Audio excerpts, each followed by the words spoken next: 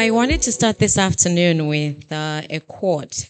So there's a renowned economist. His name was Kenneth Boulding, and he is known for having been very critical of conventional economic thinking. I mean, in the context of the linear economic model that was alluded to. So he famously said, anyone who believes in indefinite growth on a physically finite planet is either a madman or an economist. And the point he was really trying to underscore is that there are limits to these conventional economic models, and we need to be quite creative and start thinking about more sustainable models like the circular economy. So I thought that was quite interesting. As an economist, I would try not to be offended. With that, allow me to just briefly recap on this morning's session, which I believe was quite insightful and very rich. So Andrew McNaught gave us the basics of what the circular economy is and what it is not. And I think a key takeaway is that we must remember it is not recycling. He then laid us into a video from the World Circular Economy Forum, and there was a staggering figure there of $800 billion, which is needed to get to net zero. I think most of us picked up on that. But there were more insights from that forum, basically discussions around the delicate balancing act between risk and return when we're thinking about financing. And later this afternoon, we'll be going into some of those discussions. There was also mention of the use of free trade zones and how they can be the perfect ecosystems for circularity. We then delved into Andrew Ngwenye's presentation on the market opportunities, looking at opportunities in waste management, in biofuels, in mining, fertilizer, and so on. I think what he really did underscore is this idea of industry symbiosis, right? Where waste from one sector can actually serve as input into another sector. So very interesting insights there for those that are looking to invest. And then we ended the session with a very interesting panel discussion on how to accelerate green growth and shift to a more circular economy. And some of the key highlights were on how we need to plan for growth in cities to incorporate these principles of circularity right from the city planning itself. There was a discussion of market failure as we think about circularity and investments in this sector. Interventions that are needed at various levels in terms of financing. Can we use sandboxes? Can they allow for more flexible regulations to allow for experimentation around financing? And then there was obviously the usual emphasis on the need to implement. You know, it's a case of where the rubber meets the road. We have quite a number of policies. How do we get implementation going? And then some of the low-hanging fruits we can latch onto, government procurement. How do we have government take the lead in terms of incorporating principles of circular economy in their requirements for procurement, which can go a long way in terms of accelerating the green growth and shift to a more circular economy. Mafipe, over to you. You have 20 minutes, let me emphasize the 20 minutes, to go through your panel discussion that will be looking at Zambia's shift to a better, greener, more circular economy, getting more into the nuances of the practical steps that we need to take for mining, manufacturing, and energy, consolidating everything that we've heard, also given the case studies that have been presented. So please do call the remaining panelists, and as I mentioned, 20 minutes. Back to you. Thank you very much. Okay, while people come down here, let me kick things off with a question to Kalpesh. As you were speaking, I was bubbling with questions. Two things came to mind there. The first one is, with all the different legs of what Surya is doing, what is the barrier? What is the limitation? Why don't we see it rolled out a lot wider and faster? Okay. Sorry. I see the interlinking between the each ministries, like the Ministry of Agriculture, Ministry of Energy, Ministry of Labor, they all need to come to one single panel and have a discussion on the ethanol, where even the ZRA, or you can say the Zamba, everybody has to come on single board to say single agenda to say, yes, we want to implement this policy, but it starts from the grassroots. Like a farming policy has to be implemented, a mandate has to be given to everybody to say, Even if you're putting up a small boiler, you need to have an energy efficiency boiler, or you need to have a certain criteria to put up a turbine that generates the energy also. Like when we are talking about the waste also, even the ZEMA has to come into between to say, okay, any kind of agriculture waste or any policy making has to be segregated. E-waste has to be separate, metal waste has to be separate. So the waste collection should be from the source, from the policies. So when we have our ethanol and the energy, this thing, I believe that the ministries should and the PS should come together, roll out a policy for ethanol or the waste or the agriculture, that certain points, the certain valuation should be done to increase the economy. Should kept in mind that the the value should generate and value to the economy. Basically, I can say that way. Anything from the waste or from the agriculture or from the fuel, logistics also, they should have keep on bringing, updating themselves to say what kind of new systems, new uh, uh, uh, SAPs, ZEMA, ZABs, sorry, should can be brought into it to say these standards has to be followed. Each and every department should have its own standards. So according to me, it's the barrier for what I'm looking at to is like the harmonizing or the synchronizing between the each ministries. When I go to energy ministry, the revenue ministry has been affected. When I go to revenue ministry, the agriculture ministry has been affected. A question there. There used to be a duty that would add to the cost of biofuels, which brought it back up to the same cost as Yeah. fossil fuels. I would suggest to my personal this thing would be like any agriculture produce first 5 years there should be no tax on ethanol production, and later 5 years a systematic way of tax implementation should be there. Like every year 20% tax should be implemented until the 5 years. So the investors who are putting up into the ethanol plants, they recover the money or their fund from from the first 5 years. The next 5 years a systematic burden has to be implemented so that they have they come to a in the tax procedures. Yes, I believe there should be tax implementation. Should be tax is necessary for the country's growth, and fuel is not a common thing. It's a luxurious item in things of everything. So the fuel has to be also taxed, and but a systematic way of implementation should be there.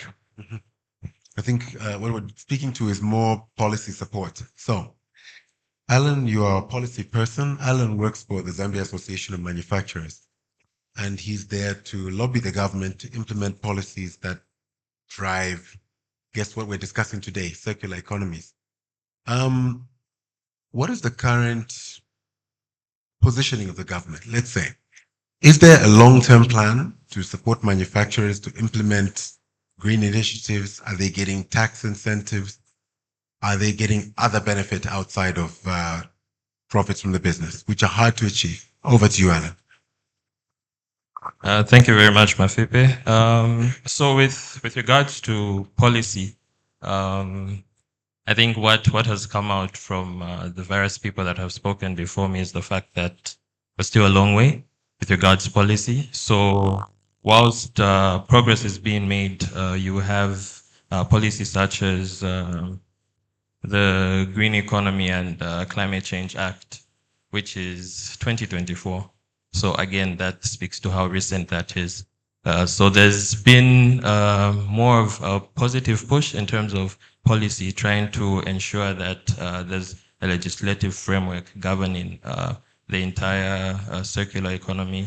But I think there's still a lot more that could be done. So when it comes to tax incentives that exist, there are a few that are available right now, whereas when you look at importation of machinery that is more efficient, there's a bit of an incentive, there for importers to be able to do that. You find that with manufacturers, mining companies that are beginning to be more energy efficient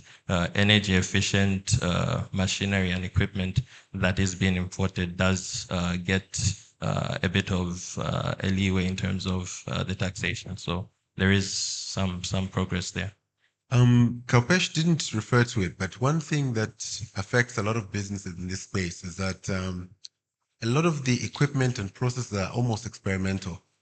you could come here with the best intentions and the best equipment, and there's no guarantee it's going to work. And they do need a break to work out the glitches in the system. And that could take 5 years, as you said, with a plant of that scale. That's why it's incredible that you've ended up there. And we only hope that the two who are from Kitwe but haven't connected in the electro space, electronic waste space, will scale to that kind of level. And I think it's fortunate that Greg is sitting next to you, because he really focuses on investment and collaborations with investors.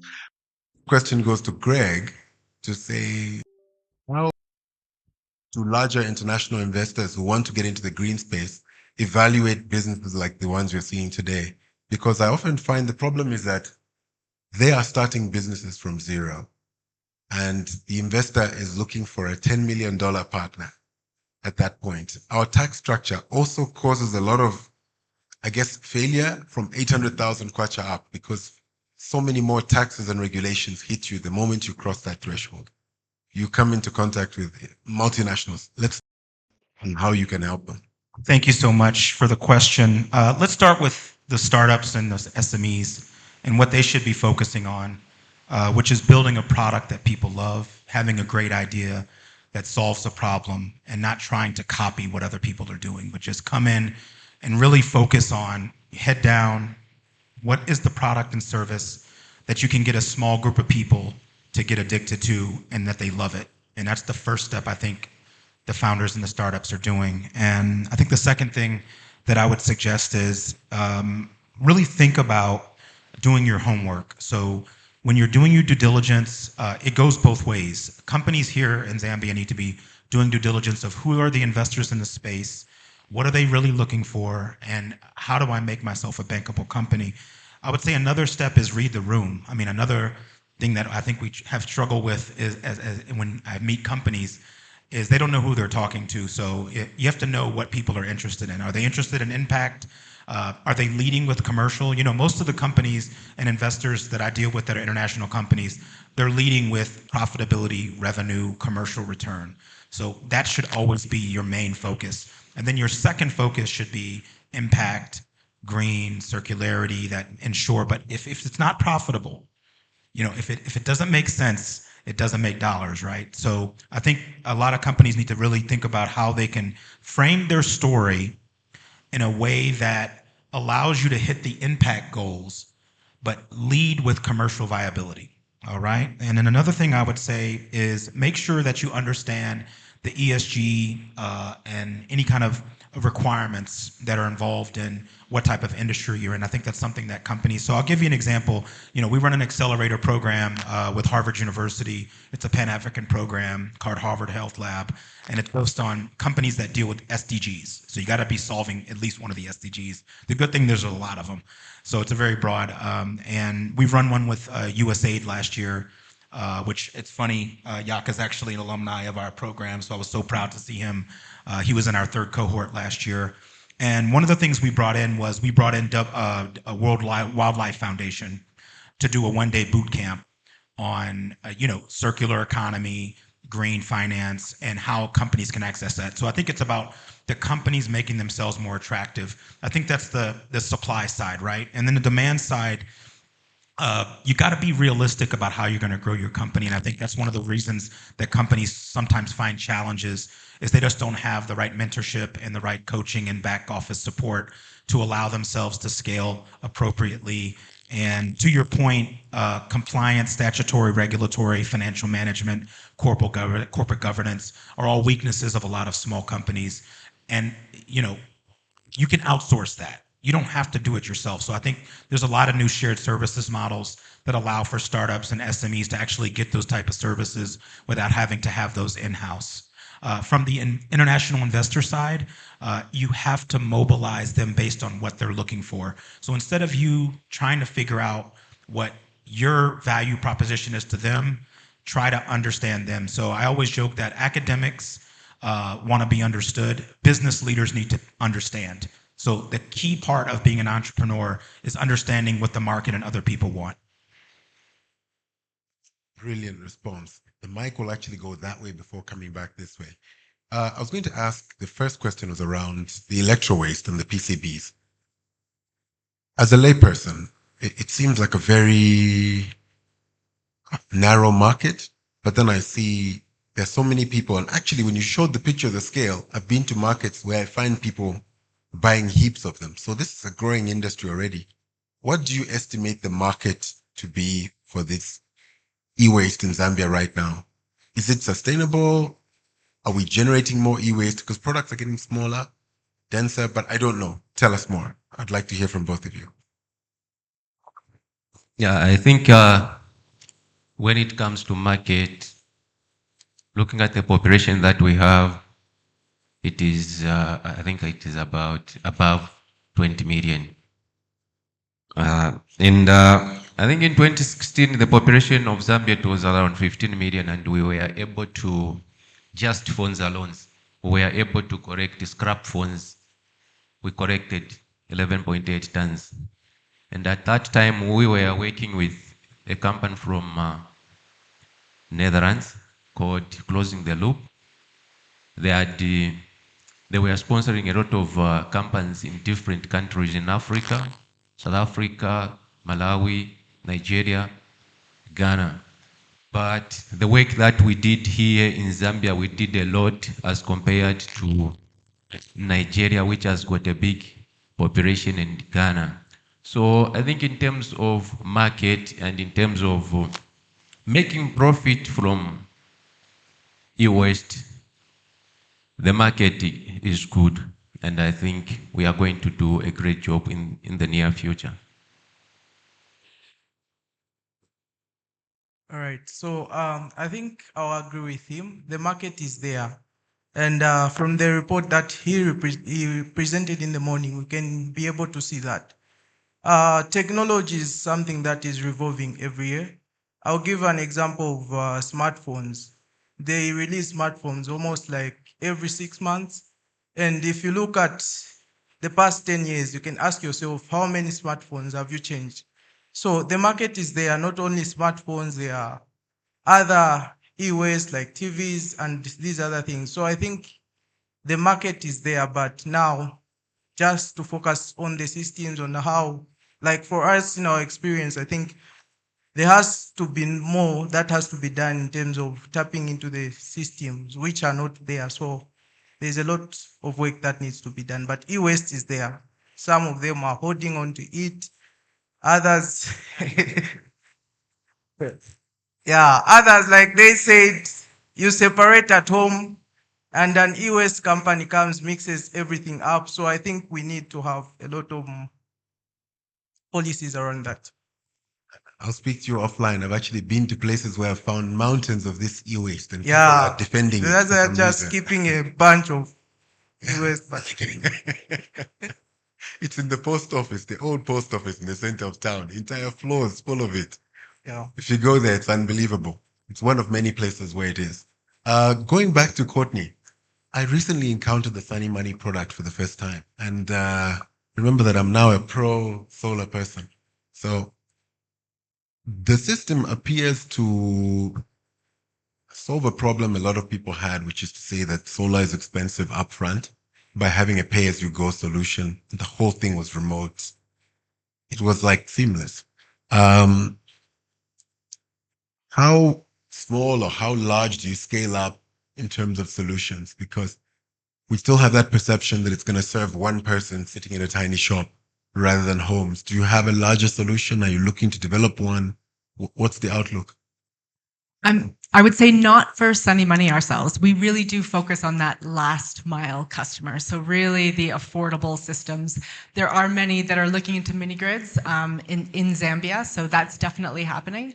But from our perspective, the pay-as-you-go model, which is sort of like leasing a solar system for your house, so you're paying as you go, is very interesting. It does provide access to people who couldn't otherwise get it. But in terms of circularity, there is an issue there because sometimes you do get to the end of the warranty period where the customer has not paid it off and yet they don't own it And so they can't open it up to do repairs because the manufacturer doesn't want them to open it up because that customer doesn't own it yet. And but they don't want to pay for it because it's no longer working. So there are some really good innovations, but actually is circularity embedded in those principles? And in a lot of cases, no, it's not. So, and then, I mean, even for the pay-as-you-go products, they're still facing the same challenges, the same access to spares, getting the knowledge, the repair technicians out to where it's actually required, or else getting those systems into larger cities. So, yeah, great new innovations, same problems. Thank you for that.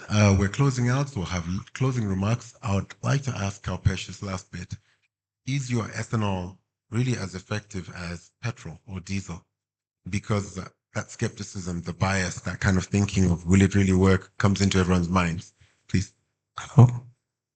Yeah, let's talk about the ethanol. This thing, the CV value is yes low than the normal petrol. This thing, but what we are talking about, the aim is to not to bring down the price of the fuel. We are talking about the upbringing of the farmers from the root base, or the entire economy to have a turnaround, or to have, say, like a foreign exchange which is going out.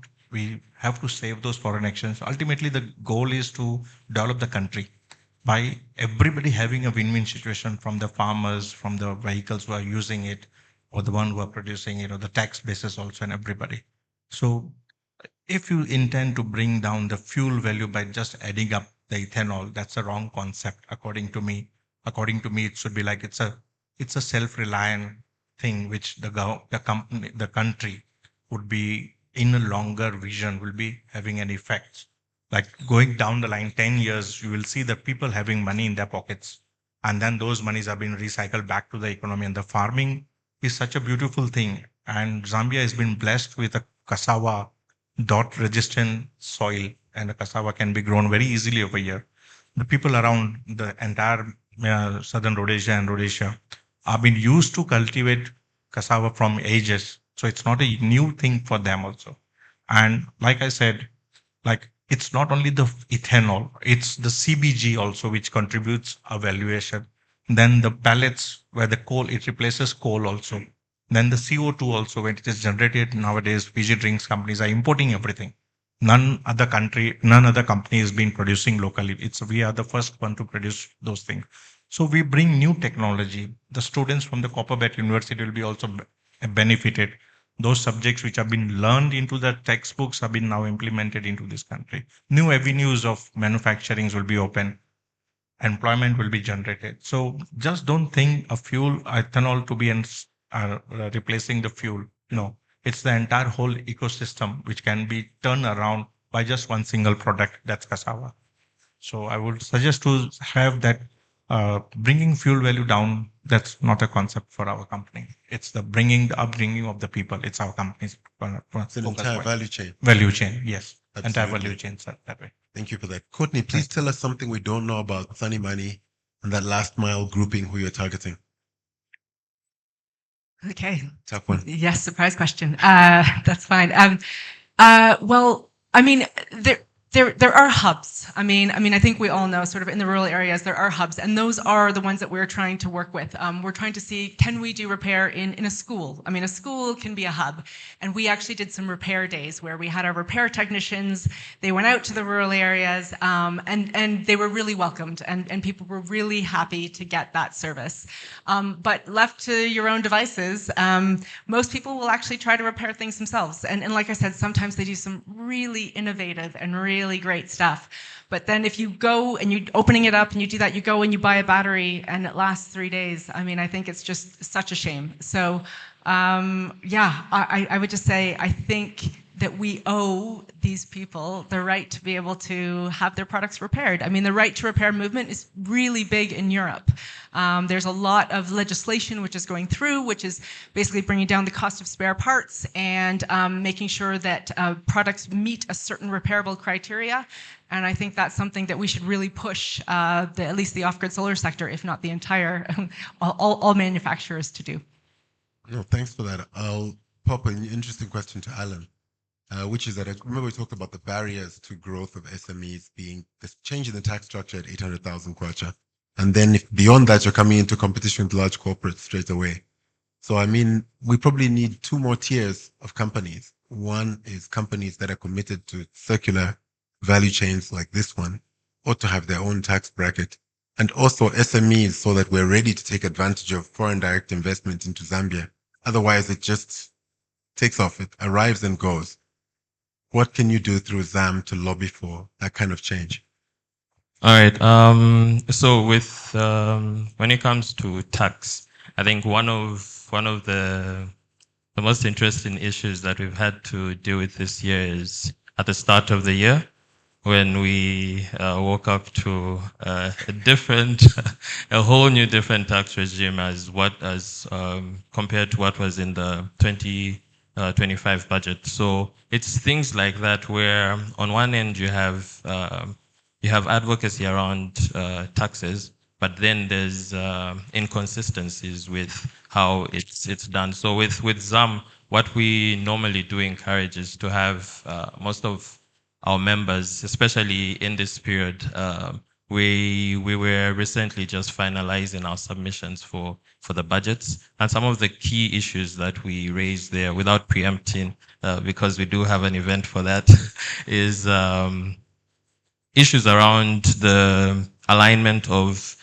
things such as the turnover tax versus corporate income tax, which is something that you're speaking about, because once a company does graduate from the 800 threshold and above, then they begin to pay the corporate income tax and all that. So to spur growth of the manufacturing sector and sectors around, yes, definitely this is something that would work, because that tiered approach then looks at not necessarily implementing a tax regime that's a one-size-fits-all, but allows for smaller companies, in between companies, and those that have the capacity to be able to jostle between one bracket to the next, to be able to do that. So definitely with the work that we do as ZAM, we try to ensure that policy aligns with the practicalities on the ground,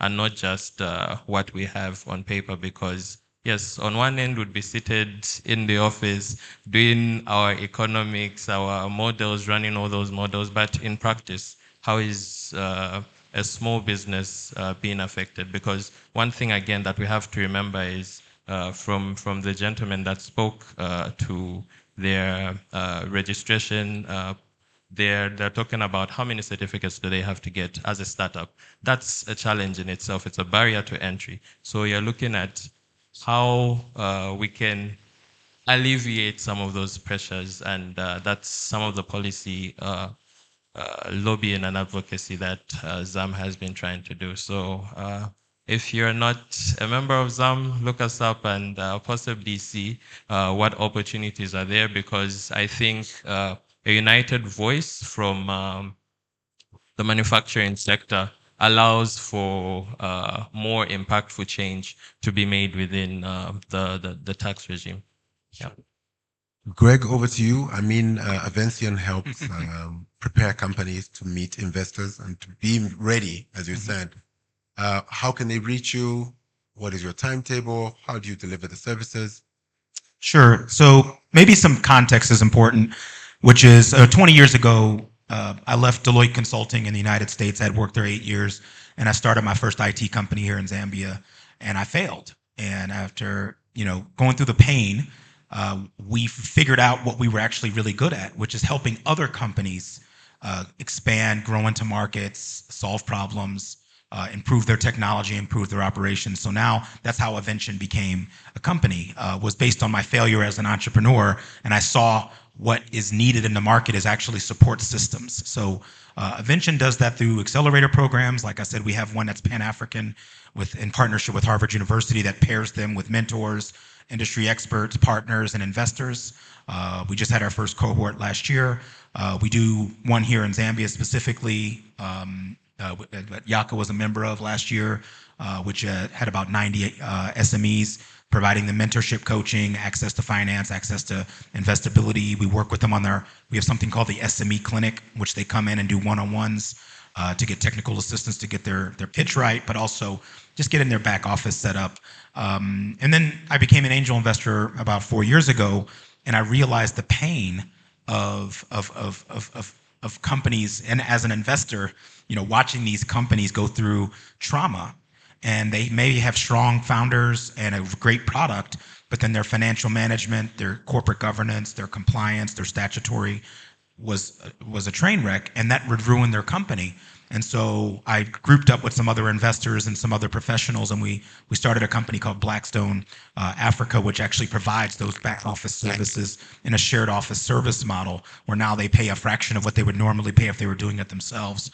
And that's been really successful with the startups we've been working with, because now they can share all of those services with other startups instead of hiring their own accountant, hiring their own attorney. All that stuff is packaged together. So that's the way we really think that startups can enter the next phase of their growth. And then also really working with them on a regular basis. They're assigned a business analyst to kind of work with them every month on their situation, call it a situation room, and kind of going through their key performance indicators and their OKRs to make sure that they're hitting their targets and to hold them accountable. We joke we're the adults in the room. The founders and the startups are really, so excited, and they're so passionate, but sometimes they're not interested in administration, compliance, corporate governance, but we keep our eyes on that for them.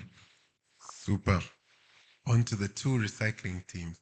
You've got to share your contact details so people can direct you to where the mountains of waste are. We see it. We see it.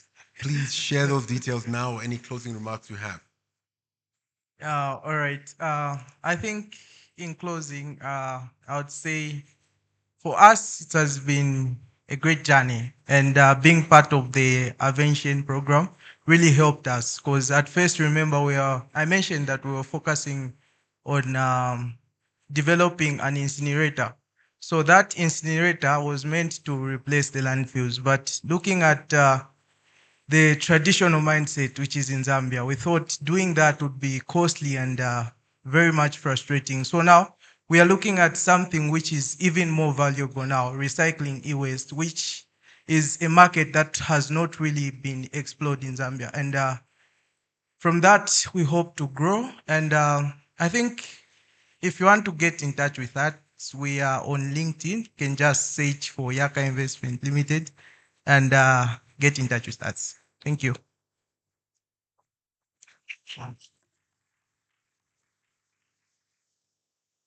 I wanted to talk about, before my closing remarks, I wanted to talk about solar kits. She's in repairing of solar kits, right? We are going to start the project of collecting solar kit scraps. And we are going to work with, I think much of the investment in solar energy in Zambia, it has been sponsored by NEFCO. I'm sure majority of you know about NEFCO. It's the Scandinavian. Those alarms are giving us Scandinavian countries. So we'll be collecting scrap solar kits throughout Zambia. So I think I would like to get in touch with you so that we can work together. And then when it comes to e-waste is a good investment, because at the moment, like he said earlier on, he said that 1 ton of e-waste can give you about 300 kg of copper as compared to 1 ton of copper ore. So even the mines, I think if they can go green, they are going to realize a lot of money from e-waste. So we need sponsors that can come on board and help entrepreneurs or startups to grow big, so that we can employ a lot of Zambians who are not employed. And in that way, we are going to make the country green. I thank you. Thank you very much. Thank you very much. Over to our MC. Thank you so much, Mafipe, for doing an excellent job with the panel, and thank you to the speakers as well. That was very illuminating. A big round of applause for Mafipe and the speakers.